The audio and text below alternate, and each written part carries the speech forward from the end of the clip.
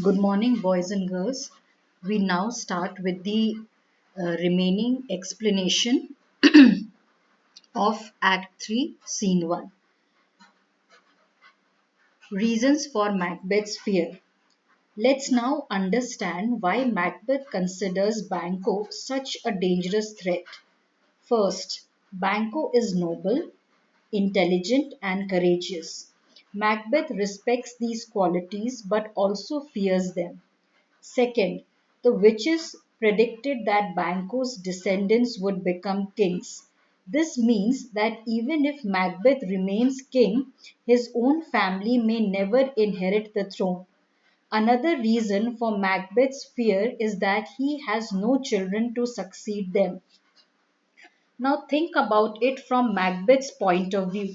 He has committed murder, betrayed his king, and risked everything to gain the crown. But according to the prophecy, it is Banquo's family, not his own, that will enjoy the throne in the future. This thought fills Macbeth with frustration, jealousy, and fear. It also prepares us for the dangerous decision he is about to make. The fruitless crown. Macbeth now expresses one of his greatest frustrations. He says, "Upon my head they placed a fruitless crown." The word fruitless means barren or something without any future. Macbeth realizes that although he has become king, he has no child to inherit the throne after him. In other words, his crown is fruitless because it will not remain in his family. He feels that he has committed terrible crimes only to benefit Banquo's descendants. This thought deeply disturbs him. Instead of feeling proud of becoming a king, he feels cheated by fate. This is the moment when Macbeth decides he must act against Banquo and Flens. Macbeth's plan. Macbeth now puts his plan into action. Instead of killing Banquo himself, he secretly meets two murderers. Notice how clever Macbeth is here. He does not simply order them to kill Banquo. Instead, he first convinces them that Banquo is responsible for all their suffering and misfortune. By doing this, Macbeth shifts the blame onto Banquo and makes the murderers believe that they are taking revenge rather than committing a crime for Macbeth. This shows that Macbeth has become far more calculative than before.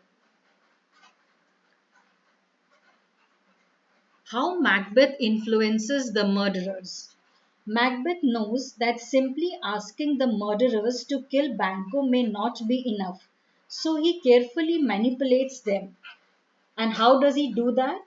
He he questions their courage. He makes them feel that if they refuse, they are weak and cowardly. Next, he attacks their self respect. He compares them to different breeds of dogs and suggests that not all men are equally brave or worthy. Then he appeals to their anger by reminding them of the hardships they have suffered and making them believe that Banquo is responsible. Finally, once he has hurt their pride and stirred up their emotions, he persuades them to kill Banquo. This scene shows us a completely different Macbeth. Earlier, Lady Macbeth manipulated him. Now, Macbeth himself has become an expert at manipulating others. The plan. After convincing the murderers, Macbeth explains exactly how the murder should take place. He tells them that Banquo and his son Flens will be traveling before the royal banquet. The murderers must attack them on the road away from the palace so that no one suspects Macbeth. Macbeth also makes one thing very clear. Banquo alone must not be killed. Flens must also die. Why? Because the witches had prophesied that Banquo's descendants would become kings. As long as Flint is alive, that prophecy can still come true. Macbeth and Lady Macbeth. Later in the scene, Lady Macbeth enters. She notices that Macbeth seems worried and disturbed. Naturally, she wants to know what is troubling him. But something has changed here. Earlier in the play, Macbeth shared all his thoughts and plans with Lady Macbeth, and now Macbeth refuses to tell her about his latest plan. Instead, he simply tells her to remain cheerful and enjoy the royal banquet. He says that she will learn about his plan only after it had been carried out. This is an important change in their relationship. Macbeth has begun to keep secrets even from the person who once controlled and guided him. Macbeth's transformation. This scene clearly shows how much Macbeth has changed since the beginning of the play. Earlier, depended heavily on Lady Macbeth. He lacked confidence and needed her encouragement before killing Duncan. But now he makes his own decisions. Without discussing it with Lady Macbeth, he plans the murder of Banquo and Flint. He no longer needs anyone to push him towards violence. His ambition has grown stronger and his conscience has become weaker. In fact, we can say that Macbeth is changing from a hesitant murderer into a ruthless tyrant. This transformation is one of the most important development in Act 3, Scene 1. So far we have understood what happens in the scene and how Macbeth's character changes. Now let's look at the important themes and character analysis from an examination point of view. So the major themes in this scene are ambition, fear and insecurity, fate and free will, power and kinship, and appearance versus reality.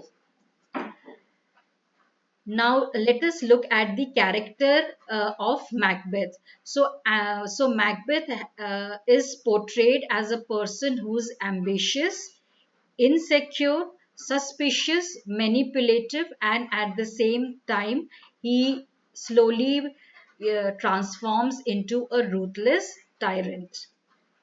Banquo, on the other hand, is seen as wise, honorable, observant, courageous, and loyal to Scotland. So even when he suspects Macbeth of foul play, he does not voice it openly. He keeps it to himself and observes. Now the key quotations from Act 3 Scene 1 are: our fears in Banco stick deep, upon my head they placed a fruitless crown. To be thus is nothing but to be safely thus. Now all these quotations have been explained previously as we went through the explanation of the scene.